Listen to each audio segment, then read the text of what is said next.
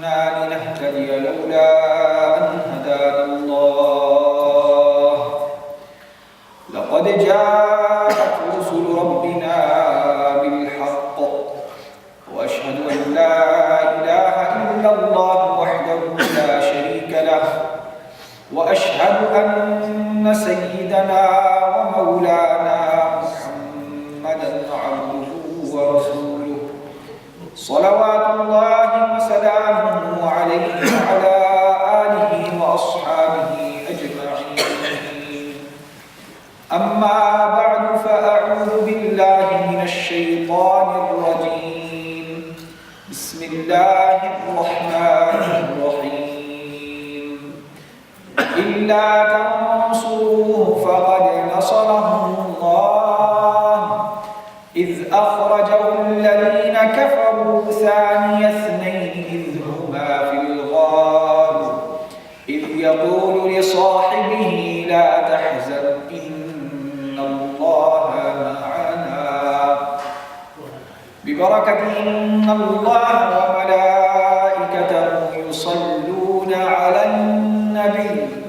يا أيها الذين آمنوا صلوا عليه وسلموا تسليما اللهم صل على سيدنا محمد وعلى آل سيدنا محمد وبارك وسلم الصلاة والسلام عليك يا سيدي يا رسول الله وعلى آلك وأصحابك يا حبيب الله الصلاة والسلام عليك يا سيدي يا نبي الله وعلى آلك وأصحابك يا سيدي يا رحمة للعالمين تمام تعریف اللہ تبارک و تعالیٰ کے لیے الصلاۃ والسلام ہم سب کے آقا و مولا جناب محمد رسول اللہ صلی اللہ علیہ وآلہ وسلم پر اللہ تبارک و تعالیٰ نے حضور سید دو عالم نور مجسم صلی اللہ علیہ وآلہ وسلم کو مکہ المکرمہ میں پیدا فرمایا۔ مکہ المکرمہ میں آپ صلی اللہ علیہ وسلم کے آباء و اجداد رہا کرتے تھے۔ مکہ المکرمہ میں اللہ تبارک و تعالیٰ نے حضرت ابراہیم و حضرت اسماعیل علی نبینا و علیہ السلام کو حکم دیا کہ یہاں پر کعبۃ اللہ تعمیر کرو۔ مکہ المکرمہ میں حضور کی جوانی گزری، حضور کا بچپن گزرا، حضور کی شادی مکہ المکرمہ میں حضرت سیدہ خدیجہ رضی اللہ عنہا سے ہوئی، اور مکہ المکرمہ میں آپ کو اللہ تعالیٰ نے اولاد بھی عطا کی۔ آپ کی اولاد مکہ المکرمہ میں بڑی ہوئی، وہیں آپ ان کی شادیاں ہوئیں۔ حضور علیہ السلام کو اللہ تعالیٰ نے غار حرا میں مکہ المکرمہ کے اندر وحی عطا کی، حضرت جبریل علیہ السلام سے ملاقات عطا کی۔ حضور ارشاد فرماتے ہیں کہ میں مکہ کے شہر میں چلا کرتا تھا تو مکہ کے درخت اور مکہ کے پتھر مجھے سلام کیا کرتے تھے۔ مکہ کے درخت اور مکہ کے پتھر مجھے سلام کیا کرتے تھے، اور جب میں ارد گرد نظر دوڑاتا کوئی انسان نظر نہ آتا تو مجھے یہ پتہ چل جاتا کہ مکہ کے حجر و شجر بھی مجھے سلام کرتے ہیں۔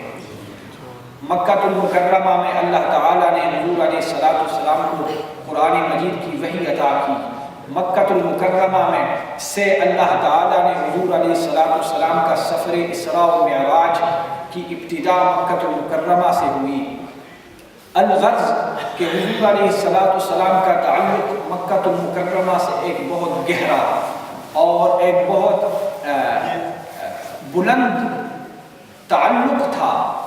جو حضور علیہ السلام نے مکہ المکرمہ میں 50 سال سے زیادہ عمر مکہ المکرمہ میں گزاری۔ اب وہ رات آ گئی، وہ دن آ گئے جب حضور علیہ السلام کو خواب میں دکھایا گیا کہ مکہ المکرمہ سے مہجر ہجرت کی جگہ وہ مدینہ المنورہ ہے۔ جب آپ صلی اللہ علیہ وسلم کو مہجر ہجرت کی جگہ دکھائی گئی آپ نے اپنے صحابہ کرام کو حکم دیا اب مکہ سے چلو اور مدینہ المنورہ کی طرف روانہ ہو جاؤ۔ یہاں تک کہ ایک رات کو حضور علیہ السلام کو حکم ہوا کہ آپ کی ہجرت کی رات بھی قریب آ گئی ہے اور آپ حضرت ابو بکر کے ساتھ ہجرت کی تیاری کرو۔ تو حضور علیہ السلام نے حضرت ابو بکر صدیق رضی اللہ عنہ کو پیغام دیا کہ اللہ تبارک و تعالیٰ نے مجھے یہ اجازت دی کہ میں اب مکہ سے ہجرت کروں، مکہ کو اب میں چھوڑوں۔ تو حضرت ابو بکر صدیق رضی اللہ عنہ جن کی سنگت اور جن کی معیت حضور کے ساتھ بچپن سے تھی، آپ کے لب پر ایک ہی بات آئی اور عرض کیا الصحبت یا رسول اللہ، میرے آقا اگر آپ جا رہے ہو تو مجھے بھی اپنے ساتھ لے جاؤ، اگر آپ جا رہے ہو تو مجھے بھی اپنے ساتھ لے جاؤ۔ تو حضرت ابو بکر کا سنگ حضور علیہ السلام کے ساتھ اس طرح بنا۔ اب مکہ المکرمہ کے لوگوں کو یہ پتہ چلا کہ اب حضور علیہ السلام خود بھی یہ ارادہ کر رہے ہیں کہ میں ہجرت کروں، تو انہوں نے آپس میں یہ اتفاق کیا کہ ہر قبیلے کا ایک نوجوان آپ کے در دولت کے سامنے کھڑا ہو جائے گا ننگی تلوار کے ساتھ، اور جب آپ صلی اللہ علیہ وسلم اپنے در اقدس سے باہر آئیں گے تو یکدم ہر جوان اپنی تلوار کو سامنے کر کے حضور علیہ السلام کا نعوذ باللہ خاتمہ کر دے گا۔ اللہ تبارک و تعالیٰ نے اس سارے ماجرے کا حضور علیہ السلام کو خبر دے دی۔ جبریل علیہ السلام نے بتا دیا کہ یہ کھڑے ہوں گے، اس طرح ان کی تدبیر اس طرح کی ہے۔ تو حضور علیہ السلام نے حضرت علی کرم اللہ تعالیٰ وجہہ الکریم کو حکم دیا کہ اے علی آج رات تو نے میرے بستر پہ سونا ہے، آج رات تو نے میرے بستر پہ سونا ہے۔ اور حضور علیہ السلام حضرت ابو بکر کے گھر چلے گئے، یہاں تک کہ صبح ہوئی تو وہ نوجوان مکے کے وہ نوجوان حضور علیہ السلام کے در اقدس کے باہر کھڑے۔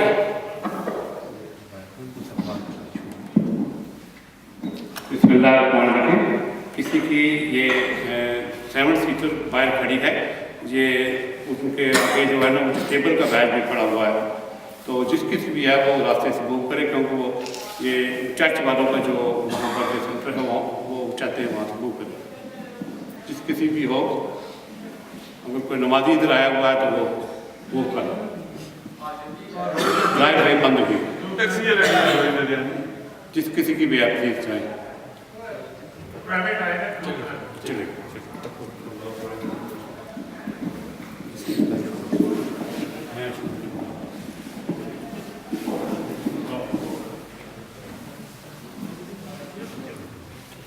صبح ہوئی تو مکے کے کفار جو نوجوان حضور علیہ السلام کے در اقدس کے باہر کھڑے تھے، وہ انتظار میں تھے کہ اب حضور اپنے بستر سے اٹھیں گے، حضور اپنے بستر سے اٹھیں گے اور جب باہر نکلیں گے تو ہم تیار ہیں۔ لیکن جب صبح ہوئی تو وہ دیکھتے ہیں کہ اس بستر پر مدینے کے تاجدار نہیں تھے بلکہ حضرت علی تھے۔ اور حضور علیہ السلام اس رات کو حضرت ابو بکر صدیق کے ساتھ مکے سے چلے اور غار ثور میں 3 راتیں گزاری۔ غار ثور میں کتنی راتیں گزاری؟ 3 راتیں۔ اب دیکھیے اللہ تبارک و تعالیٰ نے گزشتہ انبیاء، گزرے ہوئے انبیاء و مرسلین کو بھی ہجرت کا حکم دیا، حضرت ابراہیم علیہ السلام نے ہجرت کی، اور بھی انبیاء علیہ السلام نے ہجرت کی۔ جب حضور علیہ السلام پر پہلی وحی نازل ہوئی تھی تو حضرت خدیجہ الکبریٰ رضی اللہ عنہا نے حضور کو اپنے چچا زاد بائی جو نابینے ہو چکے تھے، ان کی بڑی عمر ہو چکی تھی اور وہ گزشتہ کتابوں کے عالم تھے، ان کے پاس لے گئے۔ تو انہوں نے کہا تھا کہ یہ جو آپ پر نازل ہوئی یہ جو وحی آپ پر نازل ہوئی یہ وہی وحی ہے جو حضرت موسیٰ علیہ السلام پر بھی نازل ہوئی تھی، یہ وہی وحی ہے جو حضرت موسیٰ علیہ السلام پر نازل ہوئی تھی۔ اور اس کے ساتھ انہوں نے یہ بھی کہا تھا کہ کاش میں جوان ہوتا، کاش میں جوان ہوتا، میں توانا ہوتا، میرے جسم میں قوت ہوتی اس وقت کہ جب آپ کی قوم آپ کو مکہ سے نکال دے، جب آپ کی قوم آپ کو مکہ سے نکال دے گی۔ اس پر حضور علیہ السلام نے تعجب سے پوچھا او مخرجیہم، کیا میری قوم مجھے مکہ سے نکال دے گی؟ تو اس پر حضرت نوفل نے ارشاد فرمایا کہ جو وحی آپ لے کر آئے ہو، جو دین آپ لے کر آئے ہو، اس طرح کی وحی اور اس طرح کا دین جو بھی آپ سے پہلے لایا ان سب کو ان کے شہروں سے، ان کے ملکوں سے نکالا گیا، اسی طرح آپ کو بھی نکالا جائے گا، اسی طرح آپ کو بھی نکالا جائے گا۔ 50 سال کی زندگی مکہ المکرمہ میں گزارنے کے بعد حضور علیہ السلام کو مکہ چھوڑنا پڑا، اور یہ کوئی آسان چھوڑنا نہ تھا کہ حضور مکہ کی طرف دیکھ کر مخاطب ہو کر دعا مانگتے ہیں اللہم انک قد اخرجتنی من احب البلاد الیک فادخلنی الی احب البلاد الیک، اے اللہ تو نے مجھے اس شہر سے نکالا جو مجھ کو سب سے پسندیدہ شہر تھا، اے اللہ اب مجھے اس شہر کو لے جا جو تجھے سب سے زیادہ پسندیدہ ہو، جو تجھے سب سے زیادہ پسندیدہ ہو، اس کی طرف مجھے روانہ کر، کیونکہ مکہ المکرمہ میری پیدائش، یہاں پر میرا بچپن، یہاں پر میری جوانی، یہاں پر میری شادی، میرے بچے، مجھ پر وحی، یہاں سے اسراء و معراج، یہاں سے میرے آسمان کی بلندیوں کا سکھ، اب مجھے اس مدینہ کی طرف لے جا جو مدینہ تجھے سب سے زیادہ پسند ہو، جو مدینہ تجھے سب سے زیادہ پسند ہو۔ اسی لیے جب حضور علیہ السلام یثرب کی اس بیمار زمین پر آپ کا قدم مبارک لگتا ہے، لگتے ساتھ ہی وہ مدینہ اور طیبہ اور طابہ بن جاتا ہے، وہ شفا اور بیماریوں سے نجات والا گھر بن جاتا ہے، جہاں بیماریوں سے، جسمانی روحانی بیماریوں سے نجات مدینے میں ملتی ہے۔ حضور علیہ السلام نے ارشاد فرمایا بسم ربنا بریقت بعدنا بتربت ارضنا یشفا مریضنا، مدینہ کی تربت سے ہمارے بیماروں کو شفا ملتی ہے، مدینہ کی مٹی سے ہمارے بیماروں کو شفا ملتی ہے۔ حضور علیہ السلام صحابہ کرام کے لشکر کے ساتھ مدینہ المنورہ کو واپس ہو رہے تھے کہ ایک دم طوفانی ہوا چل رہی تھی، صحابہ کرام نے اپنے کپڑوں کو سمیٹ لیا، میرے آقا نے فرمایا اپنے کپڑوں کو مت سمیٹو، کیونکہ یہ مدینہ المنورہ کی یہ مٹی، مدینہ المنورہ کی یہ تربت کوئی عام تربت نہیں، یہ مدینہ المنورہ کی تربت شفا کی تربت ہے، اس کو اپنے جسم پہ آنے دو، اس کو اپنے جسم پہ آنے دو، اس سے ڈرو نہ، اس سے اپنے آپ کو سمیٹو مت، اپنے جسموں کو کھول لو تاکہ یہ مدینہ کی تربت تمہارے جسموں پہ آ جائے۔ اللہ تبارک و تعالی نے حضور کو مکہ سے ہجرت کرنے کا حکم دیا۔ یہ ہجرت کوئی آسان ہجرت نہ تھی، مکہ سے اتنا گہرا تعلق، لیکن جب حضور علیہ السلام نے یہ قدم اٹھایا، یہ سخت قدم اٹھایا کہ اپنے شہر کو چھوڑنا، اپنی پیدائش گاہ کو چھوڑنا، اپنے آباء و اجداد کا شہر چھوڑنا، جب یہ سخت قدم اٹھایا تو پھر اللہ تبارک و تعالی نے مدینہ المنورہ جیسا بہترین اور پسندیدہ شہر بھی اللہ نے حضور کو عطا فرمایا۔ اور ہجرت کرنا، ہجرت کا معنی کیا ہے؟ ہجرت کا معنی کیا ہے؟ ہجرت کا معنی یہ ہے کہ ایک چیز کو چھوڑ کر دوسری چیز کی طرف چلے جانا، ایک چیز کو چھوڑ کر اس سے بلند، اس سے افضل، اس سے بہتر چیز کی طرف چلے جانا، اس کو ہجرت کہا جاتا ہے۔ تو جب حضور علیہ السلام نے مکہ سے ہجرت کی، معلوم یہ ہوا کہ مکہ کا شہر ادنا تھا، مدینہ کا شہر افضل تھا، اس لیے کہ ہجرت کہتے ہی اسی بات کو ہے کہ جو ادنا سے اعلیٰ کی طرف، اچھے سے بہترین کی طرف جایا جائے۔ اور حضور علیہ السلام نے ہجرت کے بہت سے فضائل بیان فرمائے، ہجرت کے بارے میں بہت سی باتیں بیان فرمائی۔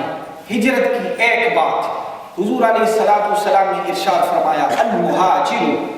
من ہاجر ما نہی اللہ عنہ۔ حضور نے ارشاد فرمایا میری امت کے اندر مہاجر وہ ہے، میری امت کے اندر مہاجر وہ ہے جو اس بات سے ہجرت کرتا ہے جس بات کو اللہ تبارک و تعالی نے منع کیا۔ ہر اس بات سے ہجرت کرنا جن باتوں سے اللہ نے منع کیا، ان باتوں کو چھوڑ دینا، ان باتوں کو پس پشت ڈال دینا، اس کو ہجرت کہتے ہیں۔ کہ جو انسان دنیا کی طرف اپنی پیٹھ کر دے اور اللہ کی طرف اپنا منہ کر دے، اس بات کو ہجرت کہتے ہیں۔ جو انسان گناہوں کو اپنے پس پشت ڈال دے، جو انسان نافرمانیوں کو اپنے پیچھے ڈال دے اور فرما برداری کو، اللہ کی اطاعت کو اپنے سامنے کر لے، اس کو ہجرت کہتے ہیں۔ اور ایسے انسان کو مہاجر کہتے ہیں، ایسے انسان کو مہاجر کہتے ہیں۔ تو ہجرت کا یہ معنی ان دنوں کے ساتھ ہجرت کے اس معنی کا کیا مقصد ہے؟ آج جو دن ہے، اس دن کو ختم ہونے پر، مغرب کے آنے پر اسلامی نیا سال شروع ہو جائے گا، اسلامی نیا سال شروع ہو جائے گا۔ اور اسلامی نیا سال اور اسلامی کیلنڈر کہاں سے شروع ہوتا ہے؟ حضور علیہ السلام کی ہجرت کی رات سے شروع ہوتا ہے۔ حضور کے میلاد سے نہیں شروع ہوتا کہ جس دن آپ پیدا ہوئے، اس دن سے نہیں شروع ہوتا کہ جس دن آپ پر وحی نازل ہوئی، اس دن سے نہیں شروع ہوتا کہ جب آپ زمین سے آسمان کی طرف جنت کی سیر کے لیے گئے، نہیں۔ اسلامی کیلنڈر اس رات سے شروع ہوتا ہے جس رات حضور نے مکہ چھوڑا اور مدینے کی طرف چلے، جس رات آپ نے اس پسندیدہ شہر کو چھوڑا جس سے آپ کو بے حد اور بے پناہ محبت تھی، اس شہر کو چھوڑنے کی رات ہجرت کی رات ہے۔ اور اسی رات اسلامی سال شروع ہوتا ہے اور اسلامی کیلنڈر شروع ہو جاتا ہے۔